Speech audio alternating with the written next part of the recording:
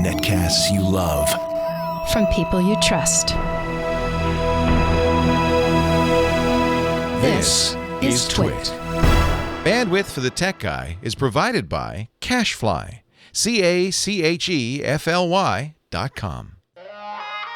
Hi, this is Leo Laporte, and this is my Tech Guy podcast. This show originally aired on the Premier Radio Networks on Saturday, November 16th, 2013. This is episode 1031. Enjoy. The Tech Guy podcast is brought to you by RingCentral. I love my cloud-based phone system from RingCentral. Zero startup costs, and RingCentral is $20 per month per user. Try it now with a 30-day risk-free trial, and when you buy one desk phone, you'll get a second phone free, up to a total of 20 phones. Call 800-543-9980 or visit ringcentral.com and use our promo code TWIT. And by Gazelle, the fast and simple way to sell your used gadgets. Find out what your used iPhone, iPad, or other Apple product is worth at Gazelle.com. Well, hey, how are you today? Leo Laporte here, the Tech Guy. And it's time to talk about computers and the internet and cell phones and camcorders and MP3 players and home theater and all that jazz. That's what we talk about each and every week right here. I'm so glad you're here today. Phone number is 8888 Ask Leo if you have a question, a comment, a suggestion. That's 888-827-5536. You'll be saying hello to the phone ranger, Heather Hammond, who is ready with her new iPhone 5S. She won't be answering your call on the 5S. Yeah. So, I ripped off the new back. Talk about ripping off the Band-Aid. New. Yeah. Some people leave those on, the plastic covers to kind of keep it pristine. It's like having plastic covers in your furniture. I think eventually you probably should take it off. Thank you. I hate that. Yeah. So, you've got rid of it now. Yes, I take. And are you going to get a case, or are you going to go bareback on that thing? Oh, my God. Yeah, I'll get a case. I'm pretty sure the 5S case won't fit it. I can see that there's differences. Well, you have a 5S. You mean the 5? I mean the 4S, sorry. 4S will not. 5 will. Because this is the current iPhone is really just a modification of the last year's iPhone. But I forget, you went way back in time. Yeah, it's bigger. You notice it's one row of icons larger. Right. So it's taller. So, yeah, you have to get a new case. But, yeah, it looks good, huh? So what do you think? Yeah, it looks good on you, sir. That's what she wants to know. And you got the gold. Because I thought it would go with my freckles. You know what's funny is that reports are that nobody's buying the gold, and yet everyone I know bought gold. So I'm trying to figure out, do I know? I must know fancy people. I don't. Everybody's buying the black or the space gray. Wishes. I like the gold myself. Yeah. It's an understated gold. It's not too champagne. blingy. Is a much better description. We keep calling it So champagne. the real difference, though, is there are two differences: the camera and the fingerprint reader. So what do you think on both accounts? So far, so good. But again, I've not quite had 24 hours with the thing. Oh, well, it's a little early yet. So I've just set I won't it ask up. you about battery life then for sure. Liking it so far. Yeah? Yeah. Well, good. I'm glad you got it. You got to keep reporting back. I will. Because as you know, I'm a bit of a Android bigot. I kind of prefer the Androidians. And I'll be the one that likes all the Mac stuff. Well, I like Mac Apple stuff. That's just the iPhone. I'm kind of feel like the iPhone is left a little behind. Although, again, everybody buys iPhones. That seems to be the phone of choice. Latest numbers are that 81% of all smartphones worldwide are Android. So rapidly taking over the world. Is that an affordability issue? Yeah, because not so much in the U.S., where I think the iPhone still has more than half of all smartphone use. But worldwide, there are lots of inexpensive Android phones. But that's what's interesting. Now, the folks who at Nokia have done an inexpensive Windows phone, the 520, which is starting to be very popular worldwide. The Republic Wireless in the U.S., which is an MVNO for Sprint. That means they resell Sprint service, kind of like Disney or Walmart or Straight Talk, all the different kind of oddball contract-free services. They're offering the Moto X, which is my favorite Android phone, for $299. So the prices, and that's without a contract, so that's unsubsidized. So the prices are falling even in the U.S. for Android phones. Apple, on the other hand, we thought Apple's going to, suddenly get very excited about low-cost phones with the 5C. That was the rumor before they actually announced the price. No, it's not. It's $100 less than the 5S.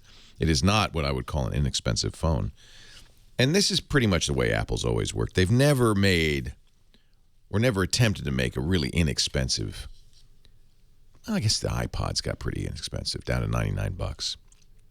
At some point, Apple decided in the world of the iPod, they wanted to own it all. And they did. That was the MP3 player, wasn't it? This year at Apple's October event, they didn't even mention the iPod. There were no new iPods this year. And I think it's probably the case there won't be ever any new iPods ever again. Sales have tapered off on the iPod because everybody's got a smartphone, and it does pretty much the same thing. Doesn't store quite as much, maybe. So I find that, once again, these changes, they happen so rapidly. It was just the other day that the iPods were the hot consumer item, the hot ticket for the holiday buying season. Now it's probably tablets, and it's not just iPads anymore. For the first couple of years, Apple owned the tablet space. The iPads were the best. Now there's some very good and very inexpensive choices running Android and Windows. These Windows RT tablets. I guess Microsoft doesn't call them that anymore, but Microsoft sells the Surface 2. That's a version of Windows designed for the tablet, the Windows RT. And Nokia will, next week, start selling the 2520, which is also Windows RT based, although Nokia is not saying RT either. Nokia's little 8-inch tablet will be available from Verizon and AT&T on November 22nd. Roughly the same, maybe a little less because they're subsidized by the phone companies, as an iPad. $400 on, but this is running Windows 8.1 RT. It comes with Microsoft Office free. AT&T will have black colors on with a 2-year agreement for $400. And Verizon, I think, will be very similar. The iPad starts at the same price for the iPad Mini. So I guess it's the same price, isn't it? $399 for the iPad Mini with retina display. Just got mine this week. Apple surprised everybody.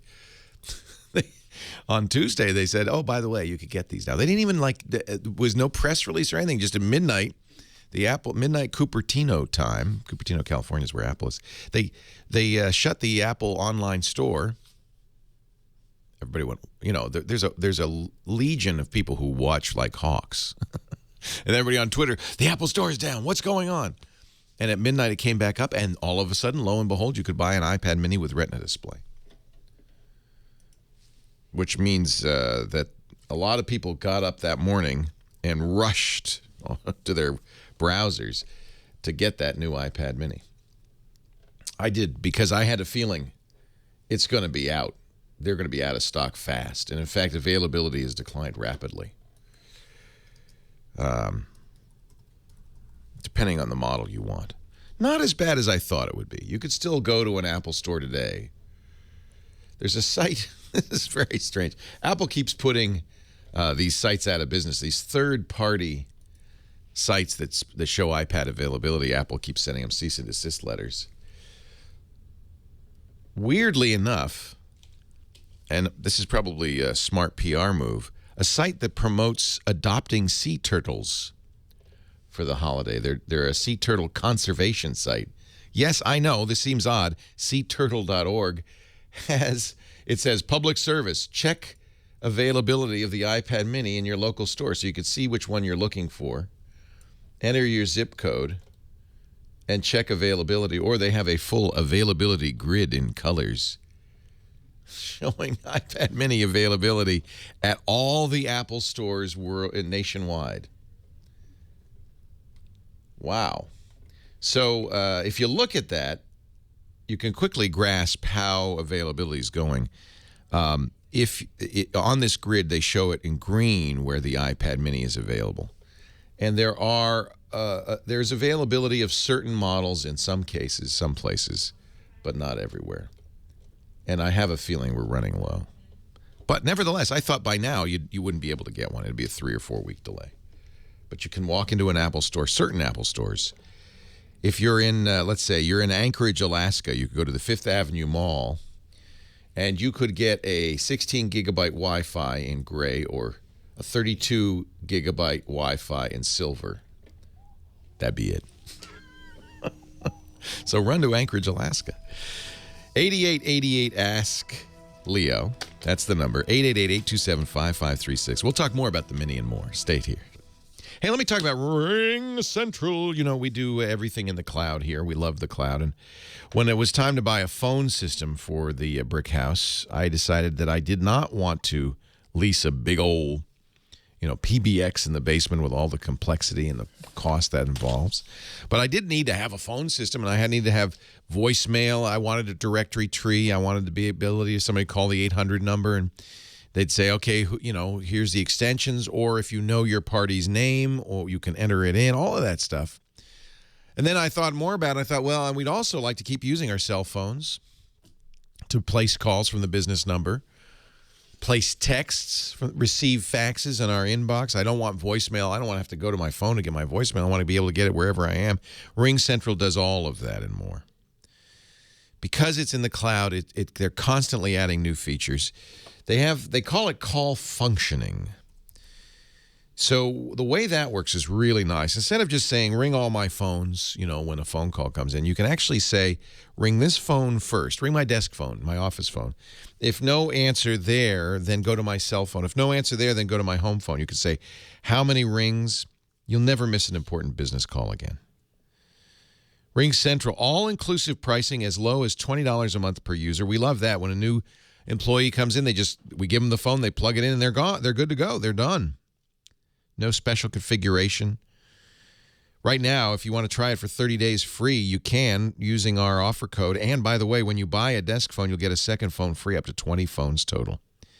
Here's the number, 800-543-9980. Or if you want to know more, visit ringcentral.com. Look at the demo and all that, and then use the offer code TWIT when you take advantage of the free trial. It says right there, radio listeners. The offer code is TWIT. And that'll give you the deal and the all sorts of stuff. 30 days free. 800. This is a special number. You won't see anywhere on the site, just for you. 800-543-9980. If you're a small business look who uses it. Lyft uses it. New York Genome Center. RevShare, Applebee's, Trusty, RingCentral.com, offer code TWIT, or call 800-543-9980. You're going to love it like we do. 2 years and we love it. Oobla-dee, oobla-da, Leo Laporte, the tech guy. 8888-ASK-LEO, that's the number. Our website, techguylabs.com. That has the phone number. That has a link to the chat room where you're more than welcome to join us and be the kids in the back of the class harassing the teacher. That's okay. No spitballs, though. Also, if you go to techguylabs.com, you'll find links to all of the shows, all the audio, the video available freely. We are streaming as well there. Everything you could possibly want. techguylabs.com. I was listening to this morning to a talk by Steve Jobs to a design conference in 1983. It was really interesting. I mean, the Macintosh hadn't come out yet, but he was saying this was, I thought, a very apt comparison. I doubt he invented it, but maybe he did. He pointed out that with the invention of sub-horsepower engines, little engines that generated some power but not a lot, back in the turn of this last century, the household was revolutionized, wasn't it? I mean, washing machines, dishwashers, microwave, everything. All of the appliances, suddenly these small engines were everywhere in our lives. And he likened computing to that. And I think this is apt. So in the early days of computing, they were big, they were giant, they were very expensive, they were only owned by the military research institutions, universities, places like that. And then they came up with time sharing, which would slice the computer's time into little bits, and you could have a timeshare computer. But in the 1976, maybe a little earlier, 1975, the microcomputer was invented, a computer you could own. And he said it's like the sub-single horsepower engines that dominate the household. All of a sudden, you start seeing computers everywhere. Now, this was in 1983, Jobs is saying this. And, of course, he was right. And I suspect he knew that in 20 or 30 years, you'd see him 30 years ago. Wow. You'd see him everywhere. And you do, more so even than these engines. You see computers everywhere, in your pocket with your phone, in your telephone, in your TV, everywhere. And the reason he was talking to these designers, he says, they're so ugly. And here's your chance to make them attractive. And I think that, that plea to designers was heeded. In fact, certainly Jobs did a lot to make computing a lot more attractive. But now there's computers embedded in everything, so, anything can be a computer. My microphone is probably a computer these days. 8888 Ask Leo. So that's what we talk about, things with chips in them. The Internet of Things, sometimes they call it, where you have a watch, some glasses, your car, all connected to the Internet. 8888 Ask Leo. Heather Hammond, the phone ranger, is taking the calls. Who should I start the program with this week? Shall we start right at the top? Right at the tap. Roseanne. Roseanne in L.A. In L.A. Hi, Roseanne. Leo Laporte, the tech guy. Oh, wait a minute. Now I can talk to you. Hi, Roseanne. Go ahead. Hi, Leo. Leo, I'm a long-time T-Mobile customer with an AT&T landline. I want to get rid of the landline, upgrade to more minutes with the cell phone. AT&T offered me a free cell phone, very basic. I don't do any texting or anything, but with a 2-year contract. On the other hand, T-Mobile, I would have to pay for a new phone. Right. But they would give me all kinds of, they would finance a phone, and it'd also be a lot of data. Since I don't really know too much about the data, it sounded good. But the phones, they're so expensive, and right. And I have an old LG flip phone. Oh, they're expensive anyway. If you're getting a smartphone, whether you get it cheap, like a $50 Moto X from AT&T or a $300 Moto X from T-Mobile, really the price is just hidden. Because AT&T says, yeah, but you got to give us 2 years of your life, and if you by any chance should decide to quit AT&T at any time, you're gonna give them an early termination fee that in effect covers the cost of that phone. So really, they seem expensive, but when you get a subsidized phone, you're in effect just financing it.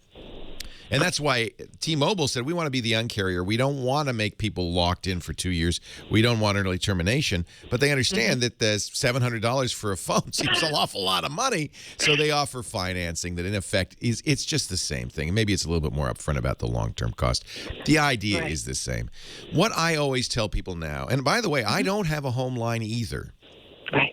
I use, because everybody in the family has a smartphone, so we've all got phones. And I even bought, now this I'm not recommending, it's kooky. I bought it more for novelty. But I bought an old Western Electric telephone, the kind the phone company used to give you. But it was modified in the guts to have a little computer in it. It's got a T-Mobile SIM in it. It is our home phone, rings. It's got a dial.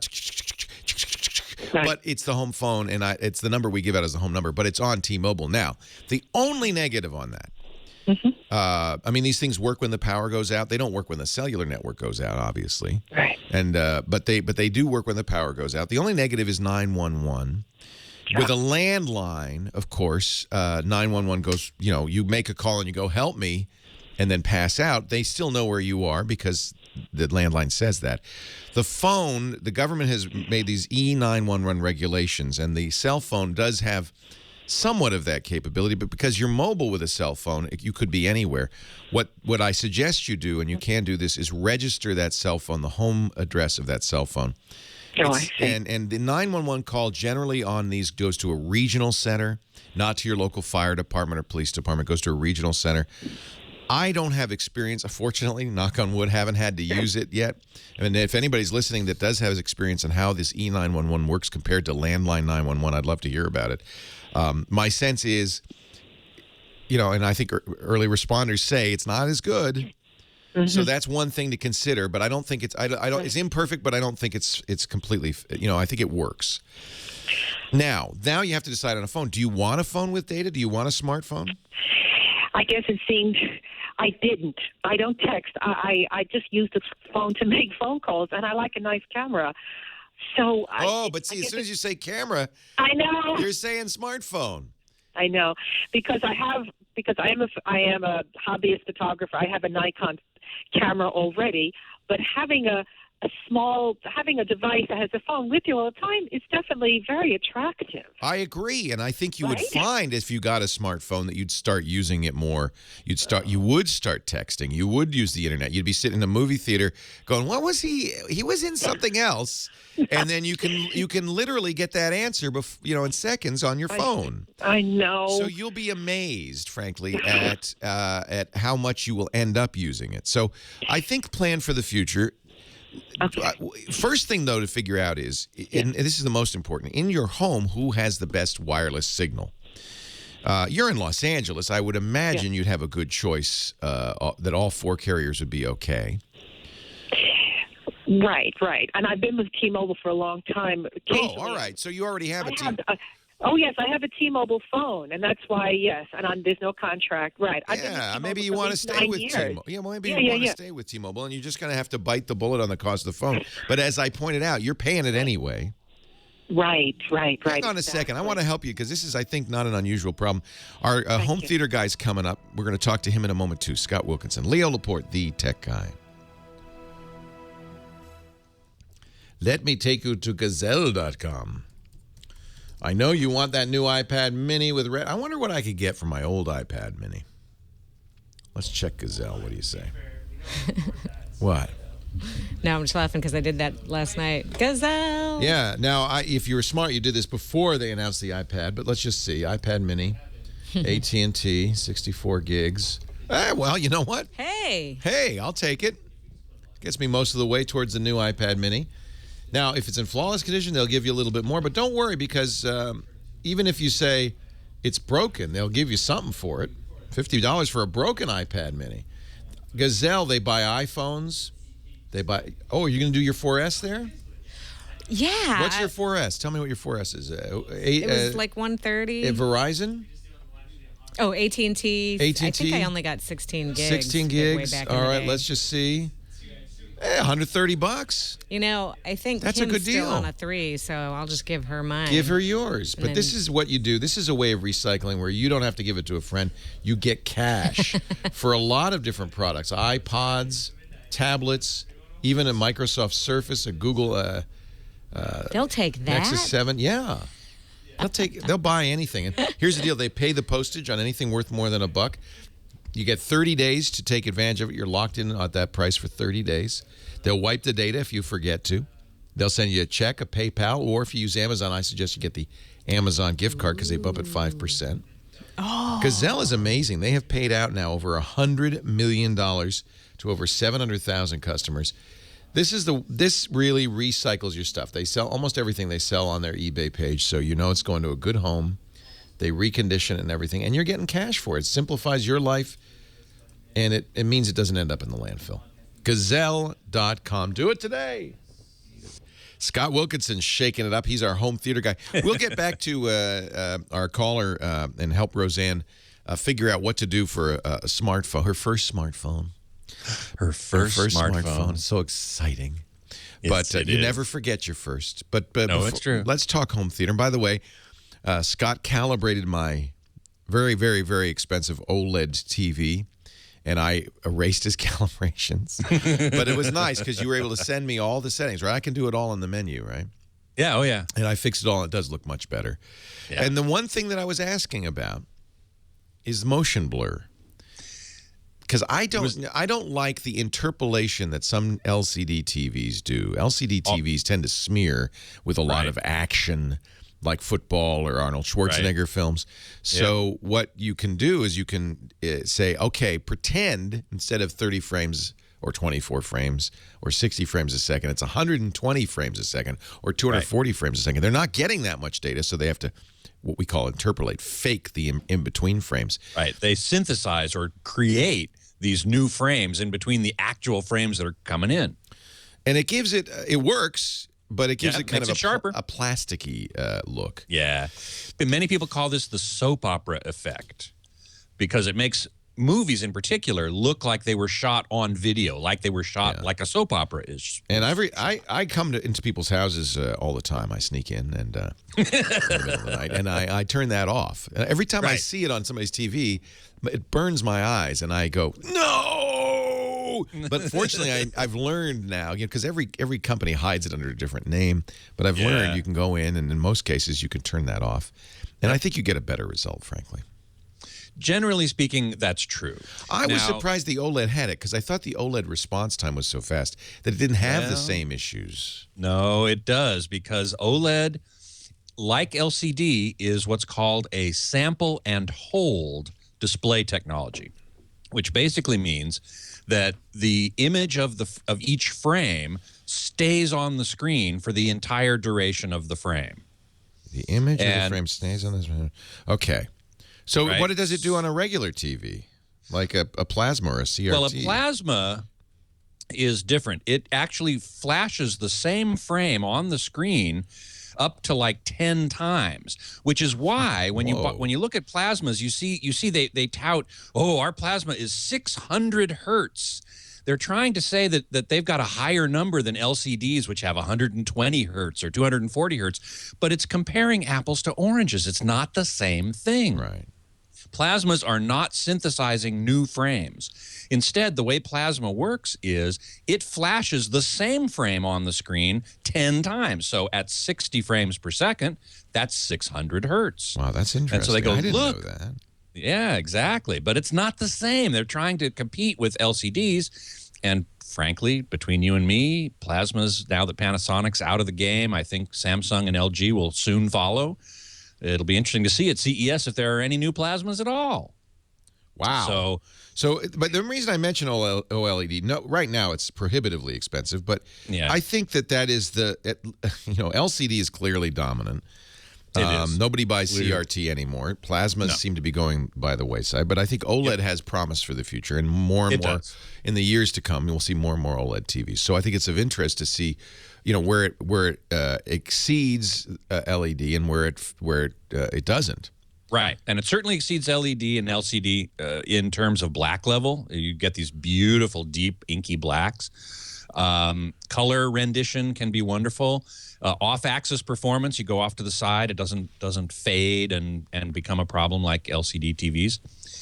But it still uses this sample and hold basic technology, which leads to motion blur. So it puts the picture up on. Now, this is all happening way too fast for the eye to see, but it puts the picture up on the screen and just sits there on that until the next frame is ready. Right. And then it shows. That's exactly. See, I always thought that's how it works. Isn't that how, That's not how plasma works. Right. I didn't realize that. And, of course, now, I guess what we compare it to is movies. Right. The old film movies. And nowadays, you go to a movie, you're seeing a DLP a lot of times. Digital. But the old film movies, that was 24 frames a second. And the frame was just on for briefly as it went through the sprocket. And then the next. Right? Actually, what happened in the movie theaters was they noted that 24 frames per second was chosen because it's really sort of the slowest frame rate that can still sort of look like smooth motion. And thanks to the eyeball's persistence of vision, you see the flash of the frame, but it stays there until the next frame, and it looks like it's smooth motion, or no? Except no, because what happened was they realized that 24 frames did kind of look stuttery, at least to some people. Yeah. So what they did was they instituted a thing called double flashing and triple flashing. They're doing the same thing. They're doing the same thing. They're showing the same frame on the screen 2 or 3 times in the case of 24.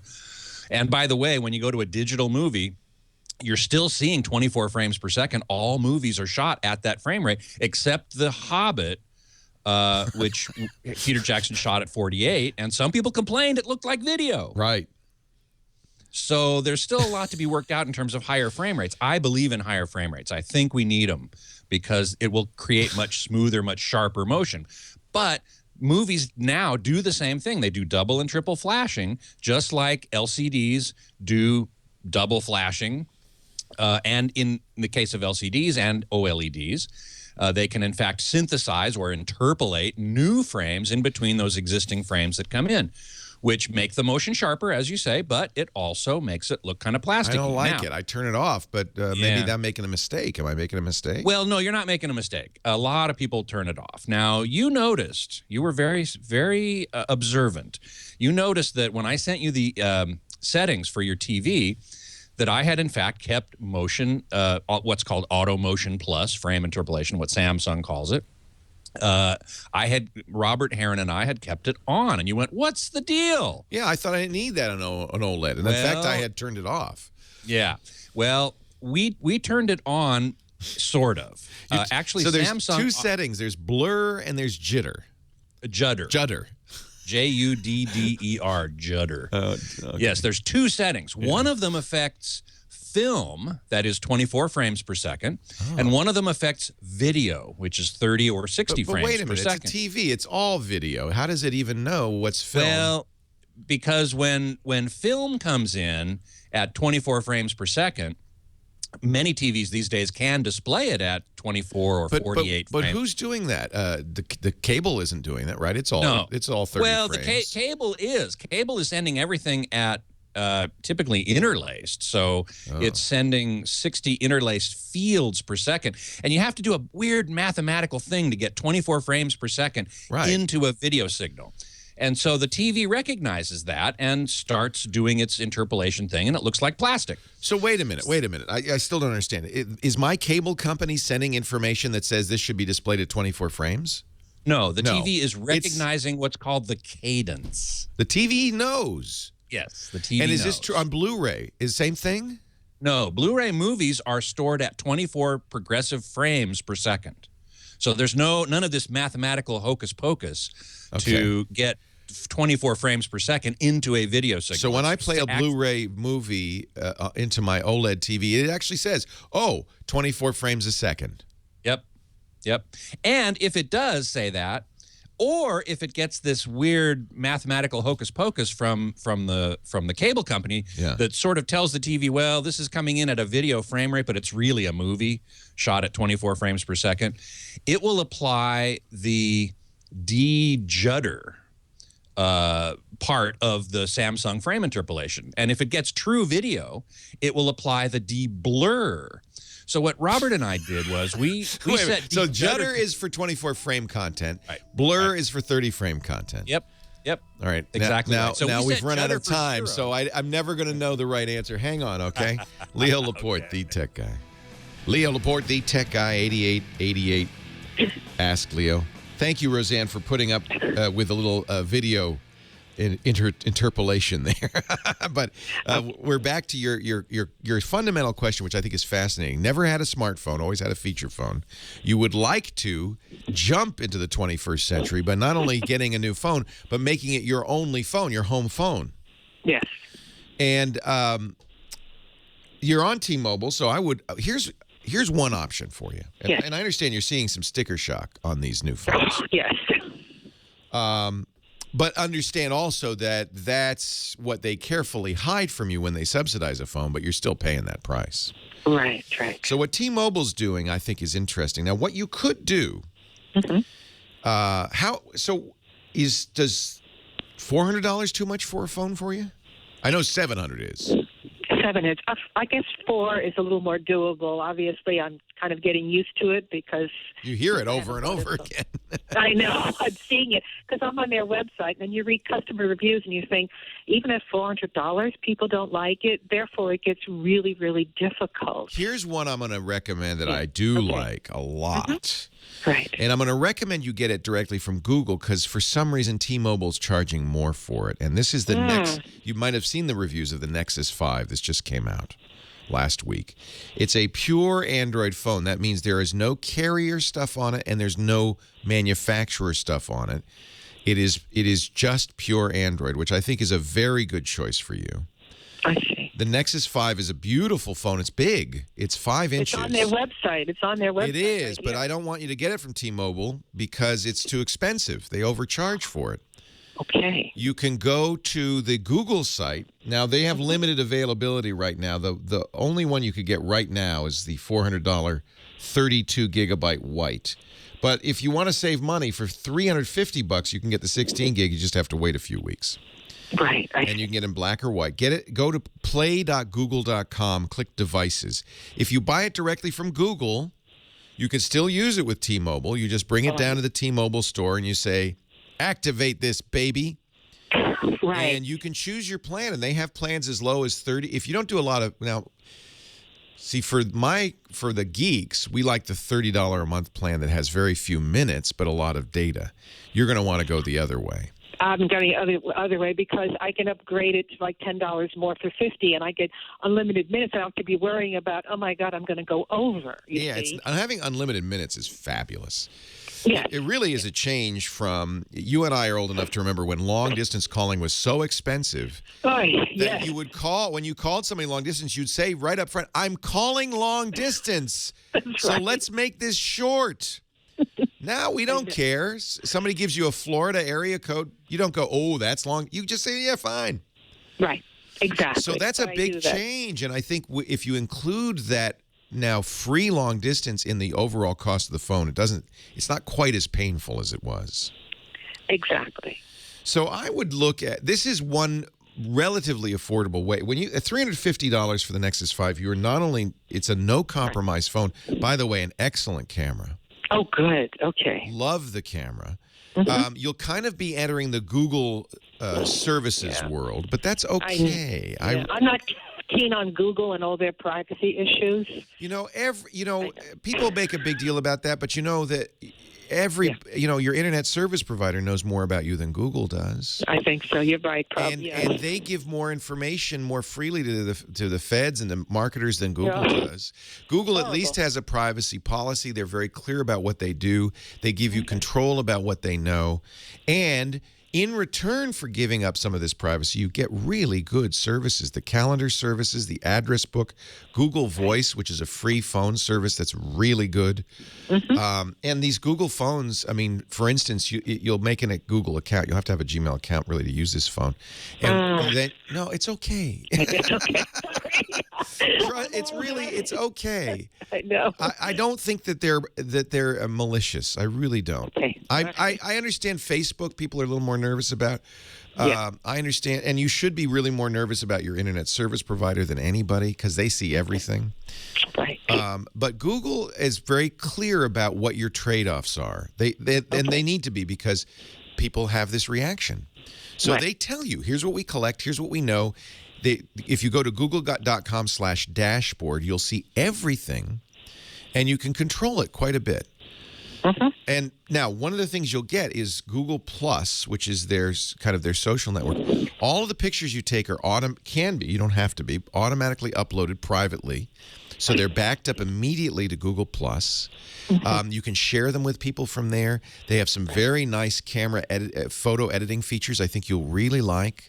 Right, I see. So a lot of times people say, oh, I got to upload it to, Flickr and then share it from there and blah, blah, blah. Google does it all for you. And I understand believe me, I understand your privacy concerns. But if you're carrying a smartphone, forget it. It's over. Exactly. Right. And who, really, I think because Google's upfront about what they're doing, Google's business is selling advertising. Right. Google is furious about the government spying and is doing everything, much more so than any other company, especially your internet service provider, to keep the government out of your stuff. They're working very hard to do that. And they are very upfront about this is what we use. We don't take personal data for advertising. We use it in aggregate. You will see ads in certain Google products. You will not see ads on your phone. Okay. And I think that they offer a very nice package. And I think this Nexus 5. What you should probably do is go to the T-Mobile store and look at it. Right. And look at their other phones. I like the Moto X as well. I think that's an excellent phone. But I'm in favor of the Nexus 5, especially because it's $350. That's as low a price as you're going to get for a late model smartphone. Absolutely. And of course, the thing is that I'm just wondering, I have to ask T-Mobile, the fact is that they will finance the phone and with no contract. If I buy it on my own, I have to wonder, No, they Yes. won't finance it. You're going to do it out front. But, you Right, pay that's for fine. financing, so it's up to you. That's why the T-Mobile phones are a little more expensive. Right. So Oh, it's good to know that the out the door, you pay cold hard American dollars out the door. It's $350 to Google, and you're Right. done. And so now you can compare. Okay, 16 gigabytes, $350 at Google. How much do you want for it, T-Mobile? And I think they want 400 or more. $449 right here. So it's $100 more. Yeah, it's a lot. Yes. I mean, so you're, Yeah. there's no such thing as a free lunch.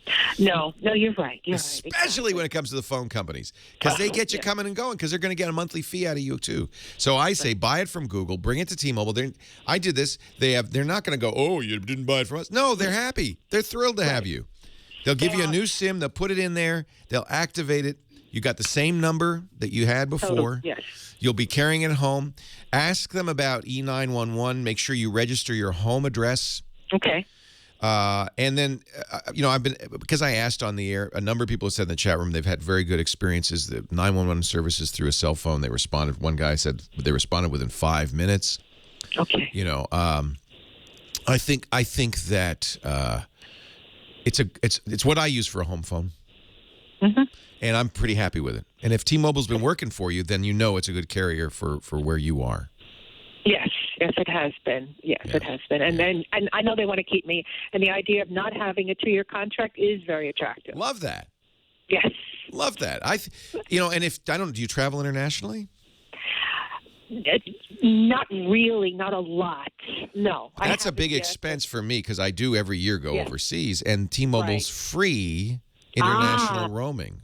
So that would be good because I do want to travel. Yes. Absolutely. Yeah, if you're going to France, free international roaming. Fantastic. Bada bing, bada boom. Bada boom. Okay.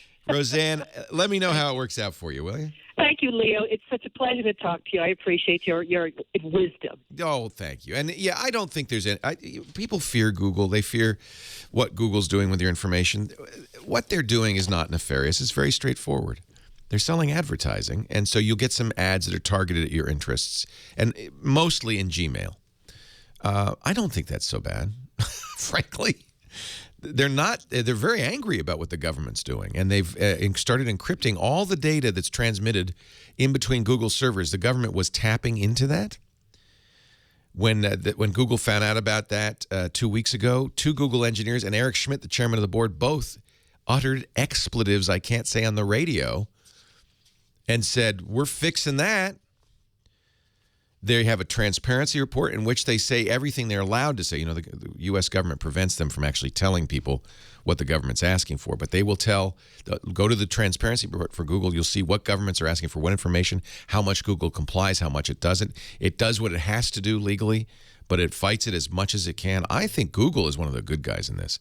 If you want privacy, don't get on the internet. Don't have a smartphone. But it's a good idea to do this with eyes open, know what I'm trading, what benefits I'm getting for what I'm giving them. And if you can live with that, I think it's a good deal. Leo Laporte, the tech guy. Well, hey, how are you today? Leo Laporte here, the tech guy. Hour number 2 of the Tech Guy radio program. Phone number is 8888-ASK-LEO, 888-827-5536. Toll free from anywhere in the U.S. You give us a ring. We can talk. We can walk you through your first smartphone purchase and more. 888-827-5536. Computers, the internet. We spend a lot of time talking about smartphones, tablets, of course, these days. Anything on your mind, I'd love to hear from you. I have the iPad Mini with Retina. Got it, ran out and got it on Tuesday when Apple released it. Actually sent Glenn Rubenstein and our staff. I sent him up to get it. I said, Glenn, I've ordered it. Go get it. And very impressed. Very impressed. I think probably if you have the original iPad Mini and you're a fan of it, it'd be worth considering. It's the same size, but it is much faster, noticeably faster. And that screen, I love having a high-res screen. In fact, really now, I think we're all spoiled a little bit, at least those of us on the leading and bleeding edge of geekdom, by our phones and tablets now all have super high-res displays. Apple calls it Retina, but that's a marketing term that Apple uses. But the idea is that if the display is high enough resolution that you can't see the dots at normal operating distance, that's what Apple calls retina. And you don't want to see the dots, but it's more than just seeing the dots. I think the thing that where it really makes a difference is when you're looking at text. And if you use a tablet as a reader, as an ebook reader, if you use the Kindle software or Apple's iBook software, and you're looking at books, that's where you'll really notice it. And it's not so much that you can or can't see the dots. It's with something called sub-pixel rendering. Oh, boy.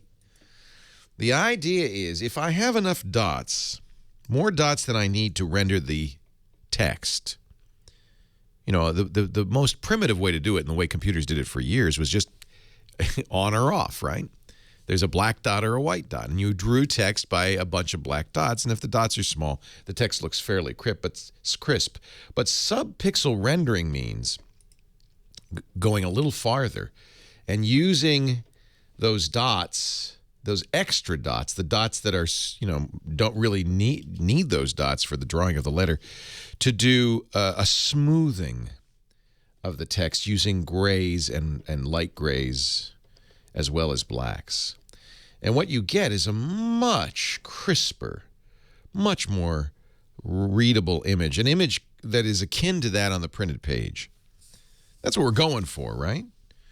If you use a laser printer, really, it's only 300 dots per inch on a laser printer. That's, a normal laser printer, 300 DPI. That goes way back to the earliest days of laser printing when it was deemed good enough. That's the original retina. If it's 300 DPI, then when you're reading a page, you won't see any dots. And it's true. Look at your laser printed page or even a printed book, and it's good. You don't see any. You see the dots making up the text. You see crisp text. Well, our devices are far more now than 300 dots per inch.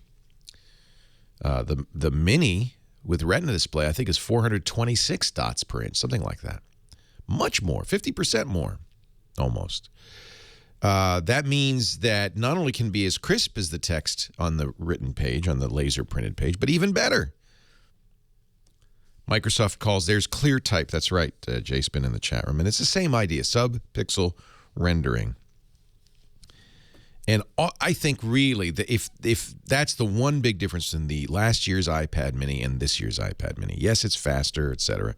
I really like the size. Yes, I know the new iPad Air is 0.4 pounds smaller and is lighter rather, and is smaller on in terms of measurements, but it's still to me a little big to carry around or hold. I just like the mini. I really do. I liked it since the day it came out. I think it is the best-selling iPad. My Nexus 5, the phone we were talking about earlier, the phone we were recommending Roseanne by, Brian W. is pointing out, is 441 dots per inch. Wow. So we're getting used to that. I think that's the expectation. And again, it doesn't probably make a difference on most of the stuff you do, except when you look at text, that having crisp text like that makes such a difference.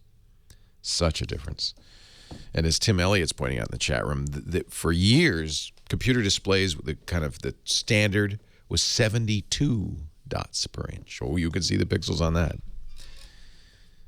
Crisp is better. And whether you get the full-size iPad Air or the iPad Mini with Retina, I think you're going to really see the benefit. Nexus 7 tablet from Google, also very high res. The Galaxy Note tablets, also very high res. And these higher resolutions, I think, make a tablet much more usable than you would think. You don't notice immediately, but over the long term, I think you really do. 8888 Ask Leo. Lisa's next in Downey, California. Hi, Lisa. Leo Laporte, the tech guy. Hi, Leo. How are you? I'm great, Lisa. How are you? Great. I love to listen to your show. Even my husband said that between 11 and 2 o'clock Saturdays and Sundays, that's my boyfriend's time. Well, thank you. Thank your husband for letting me have you this week. Okay, here's my situation. I got a Dell desktop computer a year ago with a 2 terabytes hard drive and 256 gigabytes SSD. Yeah. Supposedly it's super fast, but I've been noticed it's like getting so slow. So I thought, okay, something is wrong, and I looked at it and found out that they assigned my SSD drive as a C drive. So virtually, I'm using a computer just to have 56 right. gigabytes. Nothing's on the 2 terabyte spinning drive at all? Nothing. Yeah. Yeah. Okay. And I do a lot of video thing and video editing and photo, and I actually purposely do all these on my external hard drive. But I found like everything is on that right. SSD drive, and the other day I found that it has only like 34 gigabytes space left. Yeah. So what we want to do is we want to move your data. Uh-huh. There's a couple of ways that these SSD hybrid situations can be used. That big drive can't be used this way, but when you see a smaller 64 gig SSD in an Intel device, they're using some Intel smart technology to kind of mix between the big spinning hard drive and the smaller SSD drive to speed up everything. This is not the case with you. What you really want is, they were right to put the C drive because that's your Windows and your applications. That's what you want in the SSD. But you want your data drive, your My Documents folder, and all that stuff, including video, audio, all that stuff, on the spinning drive because that's where the capacity is. Right. So that way you get fast boot times because Windows boots up fast application launch times and so forth. But you don't care. It's not such a critical thing how long it takes to load a document in or save a document. So what I would suggest is, and you can do this in Windows, your Windows 7 probably, yes? Right, right. You can do this by getting the properties of the documents folders, and it'll show you in the advanced properties where that is stored. You can change that. I would say make that second drive be D. Is it D? It's something like, I think it's D, yeah. So I think of D for data. And I would just say, you can tell Windows do this, put my documents on the data, put my pictures on data, put my videos on data, put my music on data. If you put all of those drives, those data folders onto the D drive, then it'll move them off, or you might have to delete them after it creates. Can't remember if it moves it. It probably creates a new one. So you'll want to move everything over, and then you can get rid of those data files on your C drive. C should just be for Windows and applications. Everything else should live. Remember, I used to have an HP, and they did a partition, and they put just Same way, yeah. Hey, we're out of time, but thank you, Leo Laporte, the tech guy. #1 song for Mondegreens. You know what a Mondegreen is, right?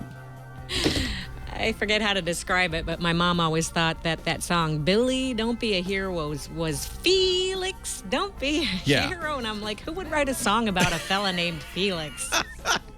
A Mondegreen is where you mishear a word in a lyric. Well, my favorite is, excuse me while I kiss this guy. Exactly. And Blinded by the Light is a good candidate for Mondegreens. That's mostly because Bruce Springsteen's kind of can't sing. Mush-mouthed. That was Manfred Mann in his Earth Band's version. Right. Of it, though, yeah. Boy, now you could tell I was a DJ in an earlier life. Leo Laporte, the tech guy, as was Heather Hammond, the Phone Ranger. Right. We're just a couple of DJs talking radio. So let me explain what's going on, possibly with our last caller's hard drive. There is an issue that happens with solid-state drives. By the way, it happens on anywhere where you have flash memory. So this can also happen on your smartphone, on your tablet. It happened very noticeably on Google's Nexus 7 tablet from last year. And it's because of the way flash drives work. They do something called wear leveling. A flash drive is really just a bunch of, memory storage. And when you write data to a flash drive, it's written just randomly whenever there's a free cell. But the problem is you can thrash a flash by writing and writing and writing to the same cells. The cells wear out fast. So flash drives implement something called wear leveling that makes all the cells be used evenly. Unfortunately, and I've tried to explain this before, and never satisfactorily, the SSD can slow down over time because of the way it handles deletes and formats. you don't need to know why, and it's hard for me to describe why. It has to do with something called garbage collection. Just let's put it this way. Modern operating systems and modern flash drives support something called trim. Trim is really important. Using trim really can keep this speed of the drive from slowing down. If trim is not enabled on a flash drive, over time the flash drive can get sluggish. Now, there's a lot of debate over how big an impact it will have. In fact, I remember talking to Intel engineers, Intel, which for years made the best solid-state drives, and two guys from the Intel SSD division debating with me, saying, nah, it doesn't make a difference. Yes, it makes a difference. It can make a noticeable difference. Over time, flash drives can get slow unless this trim command is implemented both by the drive and the operating system. Now, here's the good news. You have a late model Dell. It's almost certainly enabled on the drive itself, on the drive's controller. And Windows 7 does support trim. But occasionally Windows 7 will be misconfigured. And so our caller said that she noticed it was slowing down. Lisa said it's slowing down a little bit. It could be this. So I've put a link in the show notes to an article from Lifehacker. It involves a command line prompt. You're going to be using something called fsutil, the file system utility. And the command line prompt is fsutil space behavior space query space, and then one word, disable, delete, notify. If it's 0, that's good. If it's 1, that's bad. And if it's 0, that means trim is turned off. You can turn it on by setting that to 0. It's complicated. I'm just going to give you a link on techguylabs.com so you can, they describe it quite well. So Lisa, that's one thing I would make sure. I would, click start, run, and then type in this fsutil query just to see. Actually, you probably want to open a command window. So start, run, cmd, return, and then type this in just to see. But most likely it's slowing down because it's full. So merely moving your data directories off the C drive onto the D drive. This is how I recommend people set up computers anyway. It's great to have the operating system and applications on one drive, data on another drive. It keeps everything separate. If you have to reinstall the operating system, it doesn't touch the data, etc., etc. So I recommend that you do that at least, and I bet you that'll fix the problem. Boy, that was a long explanation for really no real reason. Sorry about that. Scott's coming up in just a bit in North Edwards, California. He wants to know about the Chromebook recall. Yeah, a bunch of HP Chromebooks have been recalled. I'll tell you why. And whether that means it's the end of the line for Chromebooks in just a minute. But first, Scott in North Edwards, California. Hi, Scott. Leo Laporte, the tech guy. How you doing, man? I'm great. Well, good, man. I listen to your show, and it's mind-boggling. Every week you offer new hardware and new. It's a little out of control this year. I think this is the worst year ever for new stuff. Yeah, well, I have a dumb phone. I got rid of my smartphone because it just costs too much money, and I can't keep up with the battery charging part of it. But anyways, this Google Chromebook, I was listening last week. You recommended some guy called in about the Chromebook, and he wanted something just to get on the internet and do something. And now I heard this. I went to go buy one, and now this Chromebook recall deal, is it a true thing? Yeah, it's not a big deal. It's this is not unusual. Sometimes this happens. These were the HP Chromebooks in specific. Their power supplies overheated, and there's some concern when power supplies overheat. You might be a little bit worried about a fire. So rather than take any chances, I don't think it's a significant issue. They just recalled them. Is it something that I can? I guess is there other Chromebooks? I don't know. I mean, there are many manufacturers. Google makes one that's too expensive. I don't recommend. But Samsung and Acer both have Chromebooks under $300. The idea of a Chromebook is it's a very inexpensive, very simple computer. It doesn't feel like a full operating system. It's basically the Chrome browser and applications that can run within the Chrome browser. But for most people, that's everything. That's your email. That's browsing the web. It can be photo editing. It can be a lot of the things that you would do normally with a computer. And it has the advantage it's totally secure. You can't really screw it up. Most of your data is stored in the cloud, so you don't have to worry about backup. I think it's a good choice for a lot of people. To Johnny Jetville. Johnny Jet is our travel guru. Shows us every week how to use technology to save money and make traveling more fun. Hey, Johnny. How you doing, Leo? Are you in a padded room today? You know, people think I'm crazy, but I'm actually in a destination which I think you're going to be able to guess. Oh, it's a right pretty. about Okay, so now. that was the padded bed, and I'm looking out the window, and it looks like Las Vegas, Nevada. You're at the Aria Hotel, ladies and gentlemen. How'd you know I was at the Aria? Well, I recognize the bed. And guess who's behind me? Should I know? Your father. Yeah, his 85th birthday is today. He sounds like he looks like he's napping. He is. Don't show your father napping on the Skype. Fortunately, we're on the radio. Nobody can see the picture I'm seeing, but I told him I'd take him anywhere in the world for his birthday. Actually, and he chose Las Vegas. And he's having a blast because I've seen some of the pictures. Oh, you did? Okay. Yeah. It We looks just like went to breakfast. We're in line for the buffet, and he's like, I'm not that hungry. And then I just posted a picture of both his plates. I'm like, man, I hate to see what you look like when you're hungry. What a nice thing to do for your dad's 85th. That's so great. And he's having a fun time? Oh, yeah. And the hotel here, you know, they found out we're here, and they sent up this incredible birthday cake. I like the Aria. I think it's one of the more modern hotels oh my God. in Vegas. And it's so tech friendly. I mean, you can control everything right from the bed. Yeah. Curtains, everything you got. One of our listeners does the tech there in the room, in-room tech. Oh, he does? Yeah. And it is a geek heaven. Big time. Yeah. Big time. I love it. It's actually, I think it's the 9th largest hotel in the world.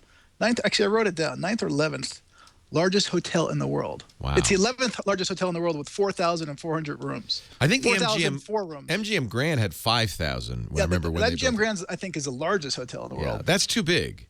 But there's one in Macau is the biggest building. Yeah. The Venetian. But anyway. It's a beautiful hotel. I'm glad you're having a good time. And it really now is. you've raised the bar. I'm going to have to do this for my dad's 85th. Well, we came here for my dad's 70th. And we haven't really been back. It's about time. I said, wherever you want to go. And he doesn't even recognize the place. He's like, oh, my God. Oh, no. Vegas changes every few years. Every year. Basically, they blow up all the hotels and start over. Yep. Yeah. And so he's just amazed, and we're having a good time. So anyway, but I was just looking at some flight deals. I just got an email alert for New York to Sweden. Forget this, $400 round trip, including all taxes and fees. Now, how do you find out about stuff like? Because that's awesome. You got to sign up to JohnnyJet.com. I love Sweden. So Johnny Jet. I sign up to every single email newsletter. And then you digest these and send them out? Yeah, or I'll tweet it. I'll tweet this one right when I get off. I just saw it just now. At Johnny Jet on Twitter. Yep. Actually, I got this one from theflightdeal.com, which is, I think I mentioned it a few times ago, but it's a great website. But $400, it's on Norwegian Airways. I don't even know. I never heard of them. They're new, and they're taking over the world. Really? They really are. Yep, they're going to be taking over the world. Have you flown them yet? Nope. And they have free Wi-Fi, I heard. I like that. How strong I it was is. really surprised that neither Lufthansa nor British Airways had on our transatlantic flight had free Wi-Fi. Or any Wi-Fi. I thought everybody had Wi-Fi now. But Lufthansa should have had some. They invented it. I remember they were the first airline, Lufthansa and SAS. Because I was on SAS a long time ago. 2005. I know. Yep, It was wild. They were like, "You're calling from the plane?" I'm like, "Yeah," and it's free, or $36, I think it cost. Yeah, it's not free, but hey, if you're stuck on a plane for 12 hours, it's worth it. Believe me, to have Wi-Fi. For sure, especially, but this airline, you got to watch for these guys. I mean, Norwegian Airways. All right. I think it's just called Norwegian, or it's Norwegian Air Shuttle, something like that. But they are, they just started flying. Now they're flying London to LA, I think, London, Fort Lauderdale, New York, and they have really cheap deals. I put it in my newsletter a few months ago when they announced it. And again, it was like $200 each way. And this is even from the West Coast, or $240, something ridiculous. You know, a company is branding themselves that way when their web page title is cheap flights to Oslo, Stockholm, and Copenhagen. So they want to be known as the low-cost airline. But it's not just to Scandinavia. They're now going to be flying out of Gatwick in London. I've noticed, though, that airfares have gone up dramatically, and I think it's because of the cost of fuel, isn't it? In fact, some airlines are now charging fuel surcharges. Well, a lot have already been charging fuel surcharges. Actually, fuel has gone down. See, once you give them they're never going backwards. British Airways is known for charging. They have a big. I love British Airways, but they have a big fuel charge, which I don't agree with. Yeah, because they hide it. I mean, the ticket price is not the total price. Correct. So wasn't one there way a to recent? get around it? Yeah. I was going to say, if you're going to use your miles, especially like American Airlines miles, which you can use on British Airways, or British Airways Avios miles are even worth more. So what people do is, instead of booking it on British Airways, they book it on American, and that way they can save on that. It's like $500-$600 for the same flight. Same flight. Actually, well, you'll go on the partner carrier. You'd go on American. Okay. So. All right. What else you got for us? What other amazing technologies can we apply to our travels? All right. Well, while you're away, I had a note. Twitter and the U.S. government partnered up, and they have Twitter alerts. So if you go to twitter.com/travelgov, TRAVELGOV. Yep, and /again alerts, and you'll get to it. Wow. So this is from the State Department. This is from the State Department. And you could subscribe to these, or Yep, and you register your phone number online with these guys. Oh, this is good. And so what they'll do. Actually, I signed up for it, but I haven't got anything. I think because everything's fine. Yeah, I guess that's a good thing. But it says during a crisis or emergency, Travel State Department will send you a Twitter alert. Yes. So, and actually, when they pretty much launched it, the government then, like a couple of days later, shut down for. Yeah, they were busy doing other things. But yeah, so if you're like on your way to Cairo, it'd probably be a good idea to know how things are going. I know they shut down briefly. They shut down travel to Egypt because of instability in the region. So that would be a good thing to know. All right, I'm signing up for it right now. Good. Yeah, so I signed up for it. I think it's cool because it will push it to your timeline, and it will also send you. I think it'll send you an SMS. It alerts you. Yeah. Yep. Yeah, that's very cool. I like that. I love that. Yeah. What else I got for you? How much time we got? You got a minute, too. I don't want to wake up Dad. No, he took his hearing aid out. So he can't hear a thing. Sleeping like a baby.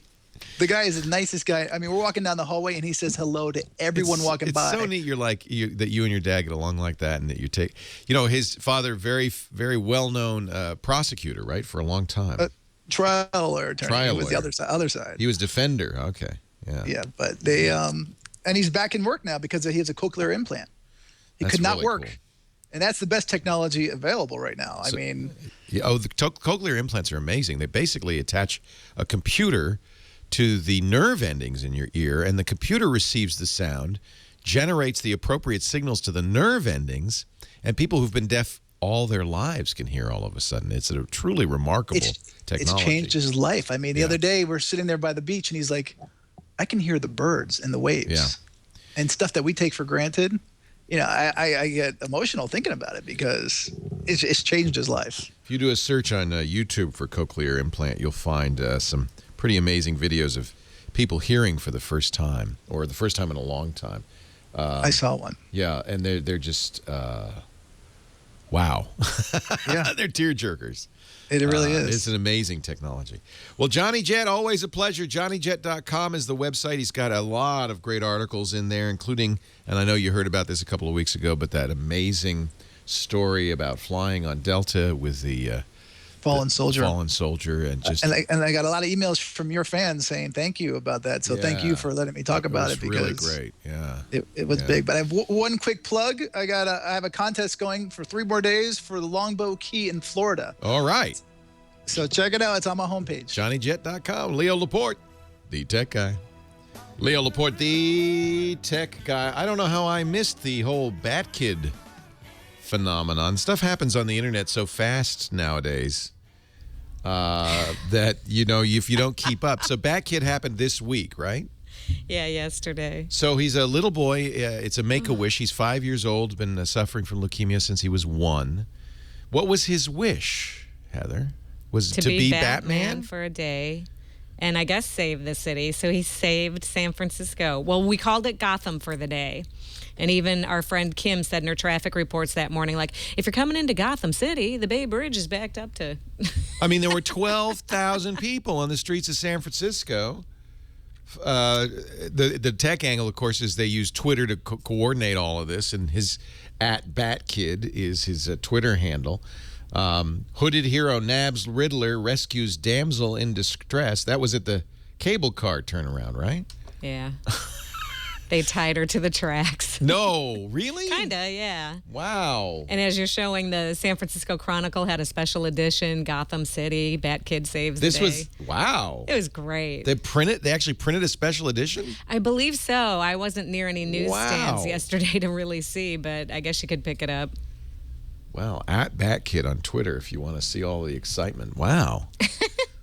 That's pretty like a cool. Massive flash mob. Sometimes the geek universe kind of all pitches in for something. President Obama made him a Vine? Yeah. I didn't even know the president had a Vine. You know what Vine is, right? It's the 6-second videos that are, all the rage with kids these days. Do you have a Vine, Heather? Yeah, I haven't used it in forever. Do you have a Snapchat? I never did that. I have something called Clip Chat, though, which I also haven't used. You're too old. We're too old. Anybody over 12 is too old for Snapchat. But do you know that the Facebook folks offered the founders of Snapchat, this is a iPhone and Android app that let you take a picture, send it to somebody in the Snapchat app, and the other people only have 10 seconds or less to look at it, and after which it self-destructs.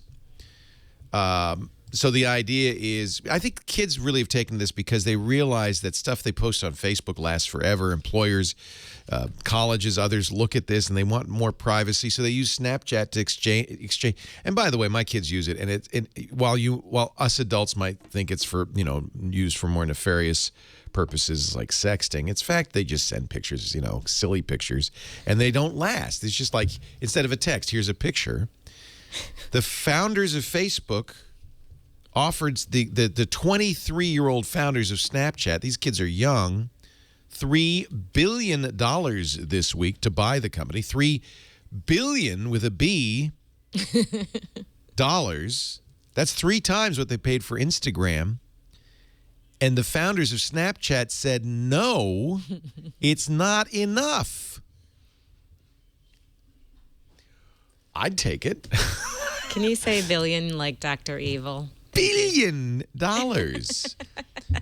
Snapchat, and this gives you an idea of what Vine, Snapchat, Instagram are worth to companies like Facebook. Facebook understands what's going on, of course, because they have the metrics, the data, the measurement. They can see it happening. They can feel it sliding away from them. Because what happens is the young people, which are, I guess, in any social medium, the future of the social medium, if you'd only have old people like me using it, well, we're going to die, and then what? You got to get the young people, and Facebook realizes young people have moved away from Facebook to stuff like Instagram, Vine, and Snapchat. They bought Instagram for $1 billion. Twitter snapped up Vine before anybody else could get it. Twitter was so worried about this, they bought Vine before it launched. They heard about it. They said, we'll take it. Sight unseen. And they were right, because Vine took off like crazy. I mean, even the president has Vine now. 6-second videos. That's the point of Vine. But no one can... Snapchat, nope, we're worth more than that. Now, of course, you understand that a company like Snapchat has investors. And these investors have put millions of dollars into Snapchat. And now normally investors are very anxious to get that money out, especially if they're making, 3 or 4 times the amount they invested. But this is the case where it wasn't the founders, these young guys. They by the way, they were frat brothers. They started this when they were frat brothers at Stanford University. They're 23. It wasn't really them who turned it down. It was their investors who said, nope, don't take it. You can do better. You can do better. I know the idea is that it's fleeting, but it seems fleeting in and of itself. Because the workaround is that you take a screenshot, right? So it doesn't disappear. Well, but if you take a screenshot, it tells the other person you took a screenshot. You know that, right? Well, so I still have that picture of you naked, You don't send naked pictures on. See, this is what adults think kids are doing. Well, isn't it the point? That's what I thought, but I've been told time and time again by younger people, no, we take pictures of us being goofy, doing stuff, And then but we don't want it to live forever. It's just like a text. And we just want to send it to them. And then it goes away. I don't know. Virtual peekaboo. Look, I have no idea what's going on with Snapchat. I've used it briefly, and I just don't get it. I want my pictures to last. That's why I take a picture. It'll last longer. $3 billion. Snapchat has 350 million photos sent every month. More than 10 million photos a day are sent on Snapchat. And it is so hot that companies are bidding for it. But you're right. Teenagers are very fickle. And Snapchat could be history tomorrow, literally. Teenagers once thought Facebook was the place to be. Now they've gone to Twitter, to Instagram, to Snapchat, to Vine. Pew does this. The Pew Research Center on the Internet and American Life does a lot of studies of this kind of thing. In 2006, Pew found that 85% of teenagers, 7 years ago, 85% of teenagers had a MySpace account. You know how many? Zero. Practically 7%. And that's probably just leftovers. Yeah. So we've seen it happen. That's when Facebook took over, right?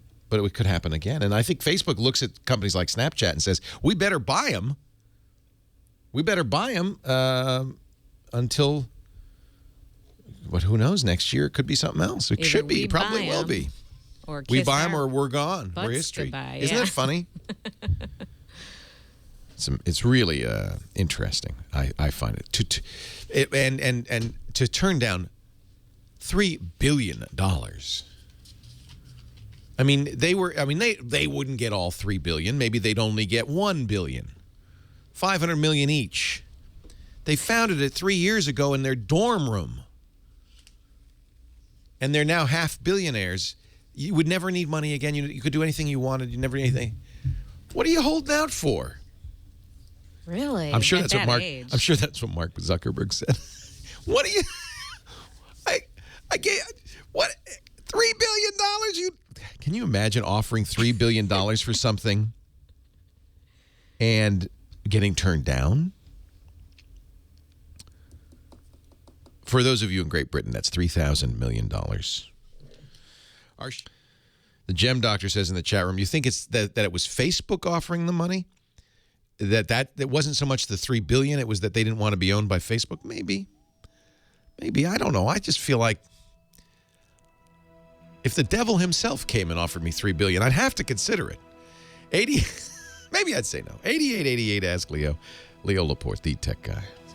Leo Laporte, the tech guy. 8888, ask Leo. That's the number. 888-827-5536. Toll free from anywhere in the U.S. or Canada. Otherwise, use Skype and you can call us. You can always reach us anywhere, anytime. We're here to help with your technology. Now, we were talking about Snapchat and that it was that the Facebook offered them $3 billion and they said no. And somebody just told me that that Google offered them $4. I don't know if that's true or not. But I guess if you're going to say no to $3 billion, you're going to say no to $4. Right? What is the number? I mean, how big does an offer have to be for an internet startup that the prospects are weak? It just baffles me. I just wonder, because someone else in the chat room pointed it out, like maybe it depends on who they care to get in bed with. You know? No, if maybe. I don't know. It doesn't...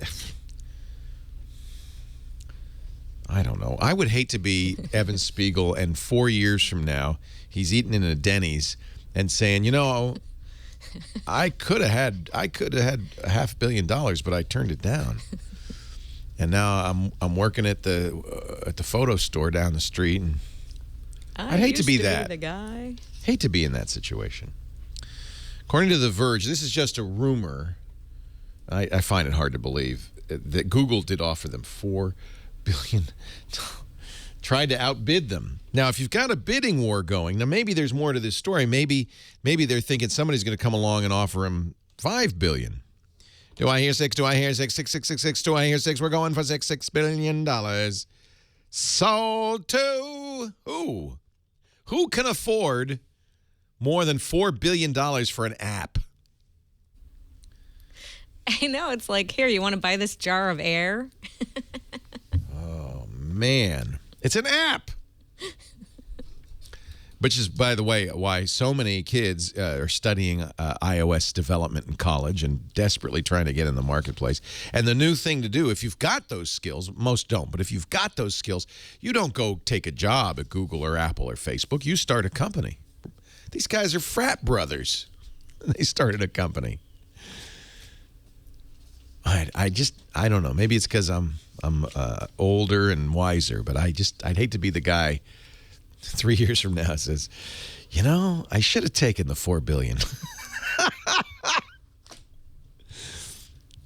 That's a lot of money. 8888 Ask Leah, what could you buy for $4 billion? I mean, seriously, that's an unbelievable amount of money. Are we in, do you think, like somebody in the chat room is saying, we're in that .com boom period, like in the late 90s. We could well be in that boom period for apps. In fact, increasingly there's evidence that apps are not as lucrative as people thought, that most of the apps that make money are in the top 1%. Most apps, 99%, don't make any money. What could you buy with $3 billion? Cake Interface says, Leo, that's right. You could buy me. You could buy me for half that. Lock, stock, and barrel. I'll come and I'll feed you dinner. Gordon in Los Angeles, Leo Laporte, the tech guy. Leo. Hey, Gordon. How you doing? You got to help me redeem myself with my 2 teenage boys. Oh, no. What happened? Well, I'm getting a ton of flack about how the Wi-Fi reception is so bad in the house. So I'm running this Verizon. Kids today used to be, Dad, how come I can't go to the mall? Now it's, why is the Wi-Fi reception so terrible in here? I hear you. So I have Verizon DSL, and I have that modem router combo, Wi-Fi combo. Went to a local tech place, and I said, you got to get rid of that thing. Why don't you look at some of these new wireless router modem combos? So I started looking online, and they all have horrible reviews. Yeah, I wouldn't. I think, especially if you're, now it's not FiOS, it's Verizon DSL, right? Right. So what's happened both with DSL and cable modems is that you can either use the one the company leases you, or you can buy one outright. I think you probably want to keep using the Verizon modem, but you might get benefits by using a Wi-Fi router instead of their built-in Wi-Fi router. Right. Don't get rid of the modem. It's just, I think you're going to have fewer. The modem doesn't do much except convert. It says, hello, Verizon, I'm here. It's the Wi-Fi router, the Wi-Fi access point that's probably the cause of the problem. And I agree, the ones that come from the cable companies and the DSL companies are usually pretty bad. Do you know what the manufacturer is of it? It's a Model 7500. It's a little black, flat, rectangular little box. My experience has generally been that these are not the best. I don't know that one particularly, but generally the ones you get from DSL companies are not the best. So, but you probably need it. It's a VersaLink. VersaLink. Yeah. So if you search for this, Verizon has support information. What you're going to look for is how to put the VersaLink in bridge mode, which means I don't want you to be Wi-Fi. I just want you to be a modem, and then I'm going to attach my own Wi-Fi router and let it do all the work. I think you'd get better results that way. But you don't need to get rid of the VersaLink. Okay. And the capacity of the Wi-Fi, I guess they have different. The capacity of the Wi-Fi is not your limiting factor. The internet access speeds are your limiting factor.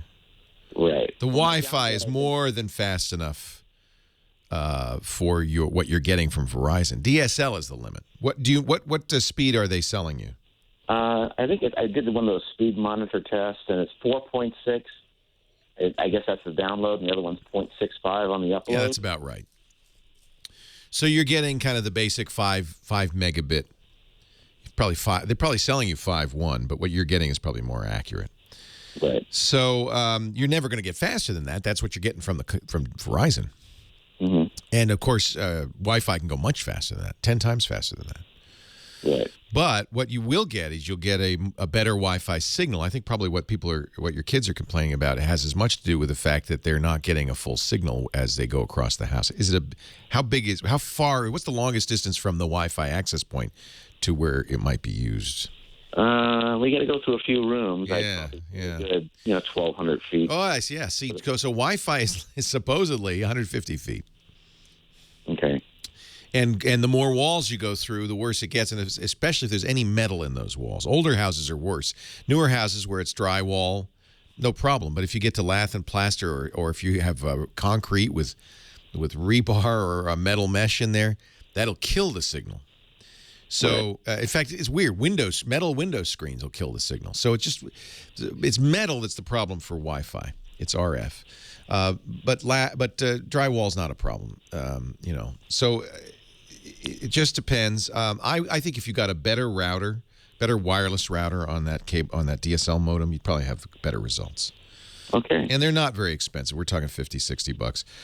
My favorite brands, Apple's the best, but Apple's very expensive and probably overpriced. I have good results with the Apple Airport Extreme, which now supports the new AC, which is very fast. Of course, your receiving hardware also has to be AC. I would say Netgear's good, D-Link's good. I kind of stay away from Linksys. And if you need to, you're going to want to get a brand that has support for Wi-Fi extenders. What those are is additional Wi-Fi access points you put midway between the farthest point and your access point, and it passes a signal along, and it can really make a difference. I use a Wi-Fi extender almost always. But that needs to be the same brand as the Wi-Fi access spot. So, yeah, I think you probably could get better results using your own Wi-Fi access spot instead of Verizon's. Leo Laporte, the tech guy. We're talking about Wi-Fi issues. This is a very common problem now, especially if you live in an area where there are a lot of other Wi-Fi signals. And if you live in a city or you live in an apartment, there may be 10, 20, 30 Wi-Fi signals competing. And there's channel space for all of them. Wi-Fi, or wireless internet access, comes usually in two flavors, 2.4 gigahertz and 5 gigahertz. If you have a dual band router, the more modern routers will do that. 2.4 is the original and is usually jammed. So I was talking with Heather Hammond here, because she's got issues with Wi-Fi, and I said the first thing to do is just see if your stuff supports 5 gigahertz. Most computers do. Your laptop certainly does. And if you can, on your wireless router, go to 5 gigahertz, in a crowded area, that may improve things considerably. The downside on 5 gigahertz is it doesn't go through walls as well. So in an apartment, though, it's usually a fine choice. In fact, it's a better choice because it's blocked. The walls of the building are probably blocking other signals out at 5 gigahertz better.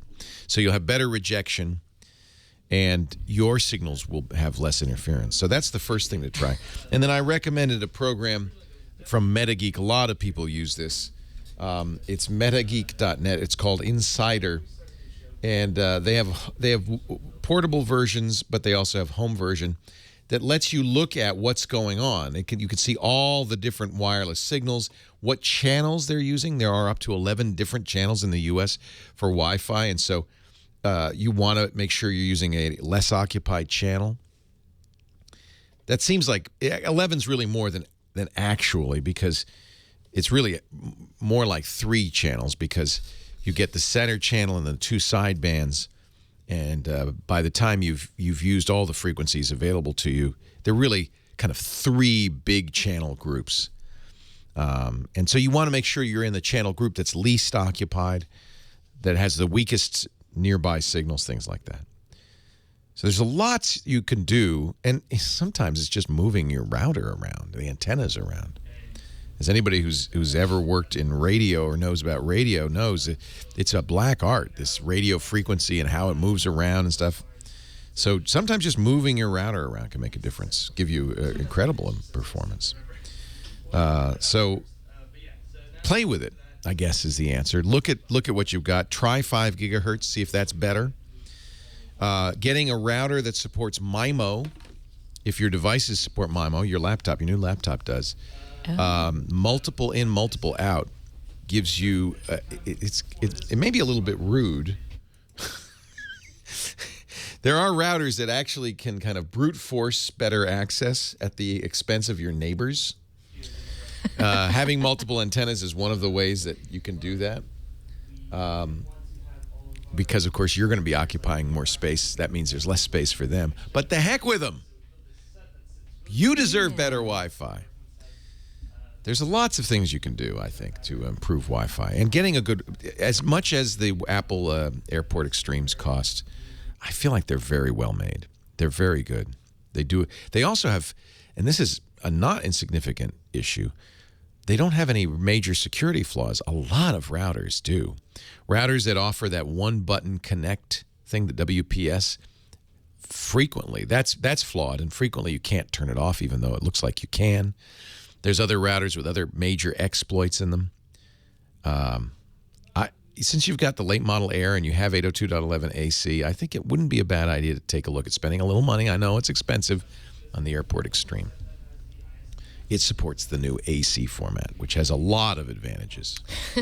Well, perfect. I'm going to the Apple Store today anyway. Yes, I'm just making you spend money right and left, aren't I? I don't mind. I want everything to be like in Leo's world. Perfect, running, no, it's not up perfect to date. in Leo's world. In fact, the more things you use, the more things can go wrong. That's the problem. Archie in Los Angeles, welcome to Leo's world. Leo Laporte, the tech guy. Hi, Archie. Sir. What can I do for you today? I have a MyTouch 4G slide that's ready to, I guess, go to phone cemetery. And I'm debating between the LG G2 and the Nexus 5. They're really the same phone. Okay. Yeah, LG makes both of them. The Nexus 5 is slightly modified. For instance, there's no volume rocker on the back panel. But Yeah. they're very similar. And of the two, I strongly prefer the Nexus 5. Because it's pure. There's no LG junk on it. There's no carrier junk on it. It's pure Android. It's the only one with KitKat. I mean, I suppose Android will be upgraded on a lot of late model phones at some point, but it's really, you're kind of at the mercy of the manufacturers and the carriers. With the Nexus phone, the Google phone, you're not. It always has the latest version of Android. And KitKat is nice. I like KitKat. Okay. So I would say, I can't think of any reason not to get a Nexus 5 if you're looking at those two.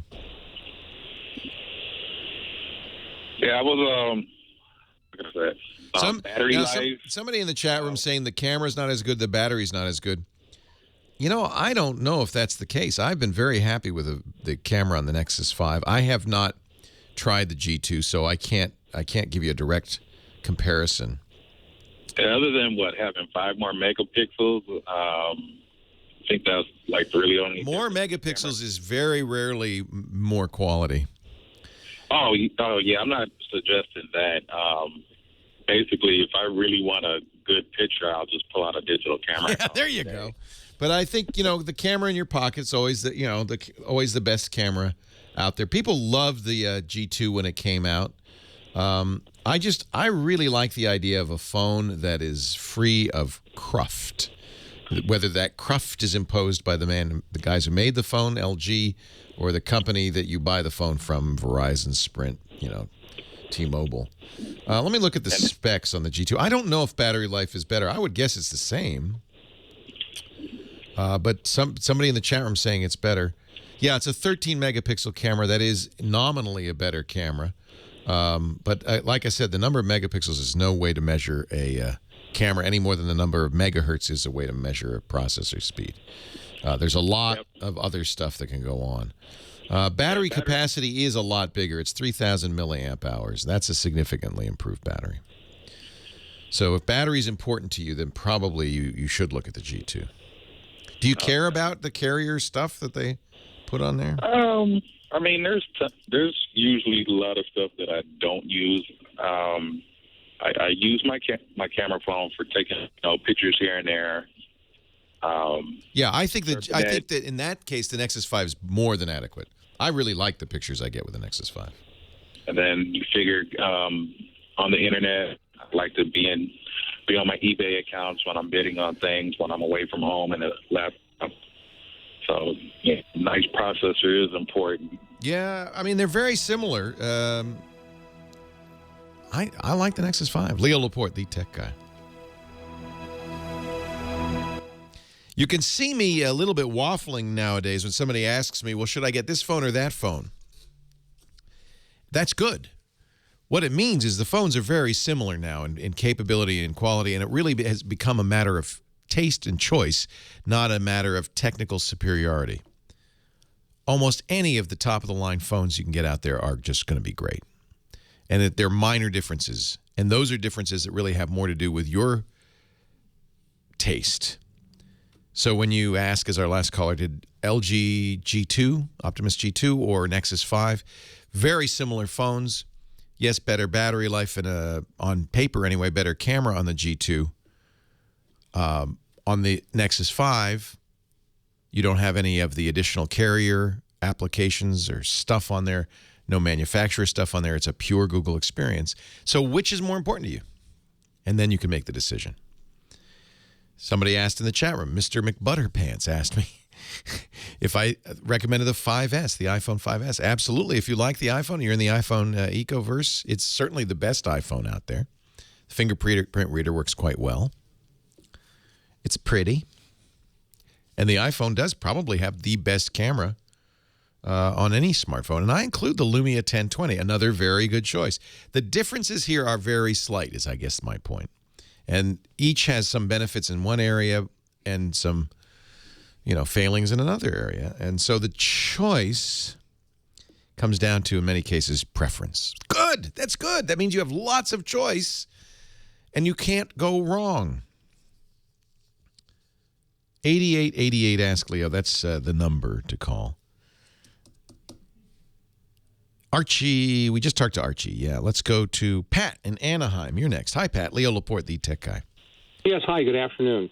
I've got a question with is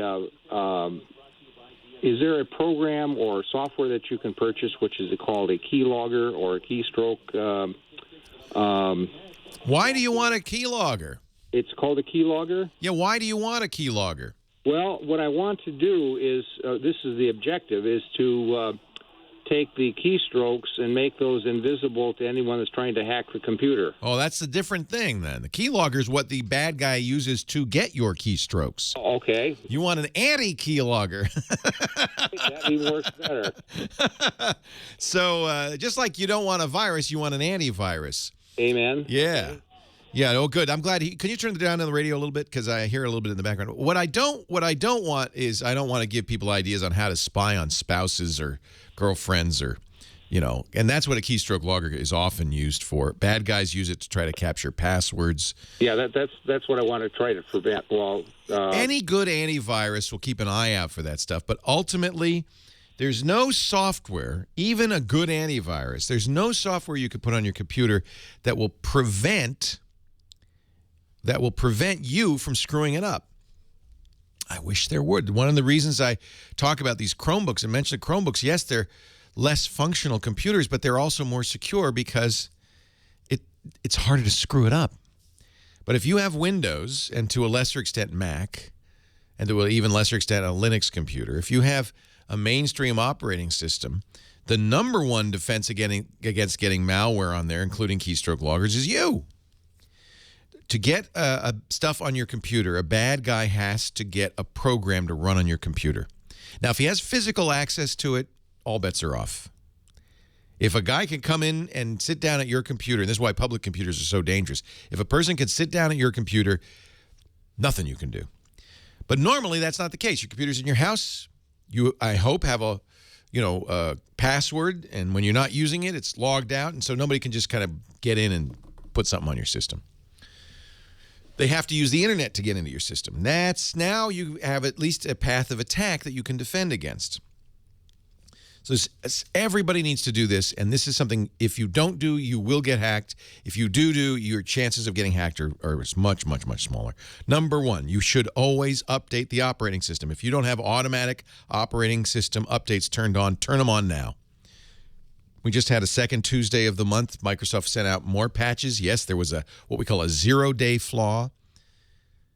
That is a vulnerability in the operating system that was so serious that hackers were attacking it and effectively attacking it immediately. Like it took them no time. And there was one. Microsoft patched it. There pretty much is one every month. So fixing your operating system is number one. If you do not apply those patches, within days, sometimes no time at all, a bad guy's attacking. That means when you're getting out on the internet, he can run that program on your system without your knowledge because he uses a flaw in the operating system to get in there secretly. But there's worse news because unfortunately, nowadays most of us keep Windows up to date. We know that. Microsoft's very good about updating. But there are other programs you use when you're on the internet that are maybe not updated regularly, and I particularly point the finger at Adobe because everybody uses Flash. Flash is notorious for bugs. I just got a Flash update just now on my Macintosh. When you make sure you keep Flash up to date. Very important. Adobe Reader, the program you use to read PDFs, also dangerous because somebody can put a PDF on their website. You're going along, minding your own business. You somehow get to that website. The PDF gets loaded by your browser. The browser says, I can't read this. Oh, Adobe Reader can. Launches Adobe Reader. That PDF can contain a payload that infects your computer, and you didn't even know it. So keep Reader up to date, keep Flash up to date. The third program that's commonly used on the internet that is full of holes, Java from Oracle. Make sure your Java is up to date. And if you don't use Java, and many of us don't, uninstall it. And you should absolutely not have Java automatically launch in your browser. You could turn that off in your browser settings. Not JavaScript, that's different. Java, uncheck it. I bet you won't even miss it. If you uncheck Java support in your browser, that's blocking a very important route for bad guys. So that's number one. Keep your software up to date, operating system and any software that goes on the internet. That's your browser. That's plugins for your browser. Make sure that anything that goes on the internet or can be accessed from the internet is patched. Really important. Now, the next thing is, okay, now a bad guy can't sneak onto your system, but he can still trick you. He could send you a link on your Facebook page. It looks like it comes from a friend that says, hey, I got a great video of what you did last night. You won't believe it. And you freak out, go, what did I do last night? You click that link. It looks like it's on a YouTube page, but YouTube says, oh, your Flash isn't up to date. How often does that happen? So you update the Flash, except it wasn't YouTube and it wasn't Flash.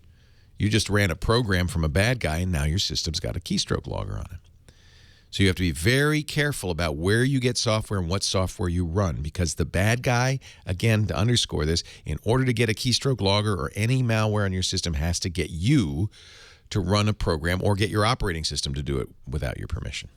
If you keep your operating system patched, you keep all that stuff that goes on the internet patched, you're the last line of defense. Now an antivirus comes in because an antivirus will scan regularly, will keep an eye out for that kind of stuff. But ultimately, it's you. If you get a link in an email or in Facebook, I mean, anybody sends you a link, even your bestest buddy sends you a link in email or in Facebook or on Instant Messenger or on Twitter. Don't click it. I get Twitter spam regularly. Just got one today from a guy I've known for years. Guess his Twitter account got hacked because it was there. All I got in the direct message was a link to a Russian website. Now, I did not click that link. I can promise you I did not click that link, but this is a guy I've known for years. And if I weren't paying attention, I might have. I got one a few months ago, I think I've mentioned it, that had a link to TVVITTER, not TW, but TVV. Looked like Twitter, wasn't. Asked for my Twitter login. I was smart enough, fortunately. Don't fall for that stuff. Leo Laporte, the tech guy. And now, ladies and gentlemen, we take you to Disneyland, where there are no viruses, there's no malware, no keystroke loggers. Everything works perfectly because it's where Dick DeBartolo, Mad Magazine's maddest writer, lives and gives us his gadget of the week. Actually, I shouldn't say that because you had a little trouble, didn't you? I did. I had some sort of a flash go through the line and shorted out my monitor and my computer. My friend Joe I emailed my friend Joe Bellon and said, "Do you know a good computer guy?" And he said, "Me. I'll be there in half an hour." Oh, that's a good friend. And he said, "If you're in luck," he said, "there are only 2 very popular power supplies." He said, "I have one of them here in a box. I'll bring it over." You know some geeks. It was the right one. I know, it was great. It was great. So the surge that went through your line, do you have a surge protector? Yes, you know what? I do have a surge protector. That didn't work. Was And it I also have lightning? What was it that? You know what? It was Con Ed was working out in the street. Oh. And I think they sent something. Hey, here's a big cable. Let me chop through it with an axe. See what happens. What could possibly go wrong? Dennis's computer shut itself off too. But that means everybody came back in your on. building probably has fried stuff. Yeah, exactly. I was on the phone with a friend some years ago, and lightning hit her house, and her phone, everything got fried. Her washing machine, her dishwasher. And even if you have a really good power supply, surge suppressor from APCC or from the Trip Light makes very good ones. If it's that strong of a surge, it jump right across the fuse and it could still fry stuff. So really, I think a lot of times when you're buying a surge suppressor, what you're buying is their insurance. you should check to see if it has insurance. Often it does, and you can say, "Hey, my stuff got fried," even though it was on your surge suppressor, and they'll in some cases, if they can't get out of it, they'll give you money. Yes, that's right. That's right. But that's good. No, So it's just I the power supply, so it's working. Is everything else working? Everything else is fine. No, I did check my policy. If the Hudson River overflows and a fish is found inside my computer case, I'm covered. But outside of that, nothing else. Yeah, you have the aquatic insurance. I do. I do. Always because they said you live so close to the Hudson, you should have that policy. Yeah. I've looked into the idea of having a whole home surge suppressor, and for stuff like that, where Con Ed or that might be a useful thing. It's not such a big deal. An electrician can install it. The funny thing is, in general, Con Ed has been very good. I think this is the first time in 30 years I remember something going through the building that knocked some stuff out. Anyway, I'm glad everything's working again. Yes. Dick joins us every week to pass along a gadget or two that he's found useful in his life. Well, I didn't find this useful, but you raved about it so much on Tuesday's GizWiz that I didn't think it was fair for the radio audience not to know about the future of technology with the quirky dashboard. Oh, I raved as in it's insane. Yes, I know. The Quirky dashboard. Now, Quirky we know about. It's kind of a cool company. They take inventions from inventors. They take crowd input, create a product out of it, share the money back with the inventors. And one of the things that they did at Quirky.com that's become huge is that snaky little pivot power. The pivot power supply, which is really cool. Yeah. It's called Pivot Power. It's like a power strip that you can bend every one of the outlets, so you could circle it around the table leg. Brilliant. So, they went a little off the deep end. I don't know if I would call this brilliant. It's called Nimbus, and there are 4. It's your dashboard. So when you wake up, you look at 4 different screens, and you select what's going to be on them: the weather, your traffic to work. This is people. You got to understand. This is an actual physical piece of hardware in your bedroom with 4 dials, like you would have on your car. Yeah, exactly. That's why they call it the Nimbus dashboard. But then you buy peripherals that will send the information to this, and that's where they get a little nutty. The dashboard itself is $129.95, but then you can get Egg Minder that goes in the refrigerator. What? Go ahead. Egg Minder will send. Well, you wake up and you see. You mean one of your 4 dials says how many eggs you have? How many eggs are left? Exactly. Porkfolio. Wait a minute. That tells you how many pork chops you have left? How much money you have in your piggy bank. Oh, it's got a special piggy bank. A special piggy bank. And probably the most useful is what we were talking about, Pivot Power. So they have now something called Pivot Power Genius, where you can make the different outlets addressable. So you can call through this, shut something on, put it on a timer, have control of it over the internet. So the dashboard itself, about $130, but then each one of these items is additional, like the Pivot Power Genius is $80. You could spend thousands on this. You could.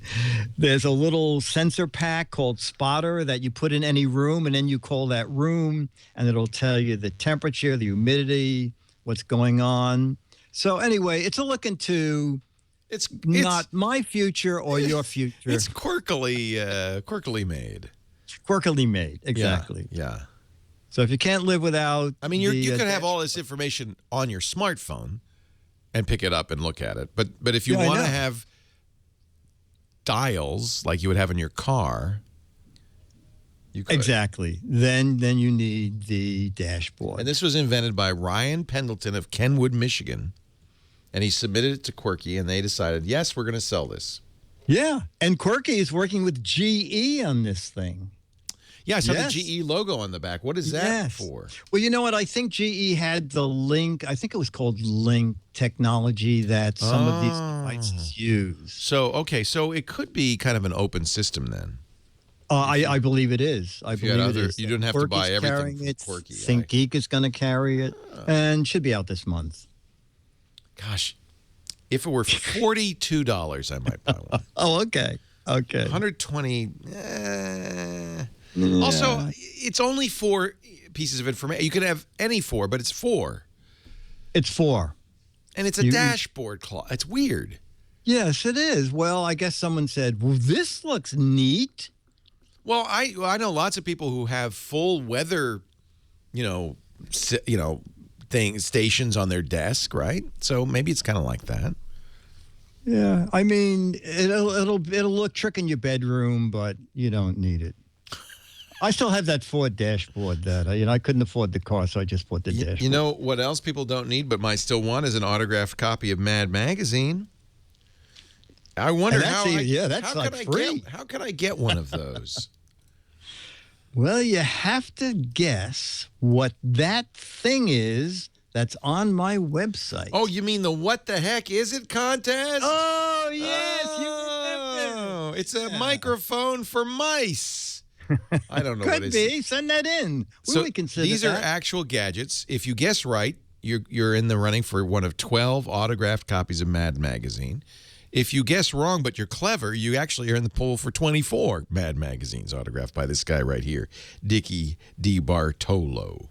Yes, sir. The last one was a Pringles chip container that would keep your Pringles perfect in your lunch bag. Yeah. And our audience likes junk food because more than almost 75 people knew exactly what that was. I didn't. I was baffled. Now this, I have to say, I think I know what this is. I'm not going to say it out loud because, I mean, it's pretty obviously one of those Bluetooth headsets. Oh, I said it out loud.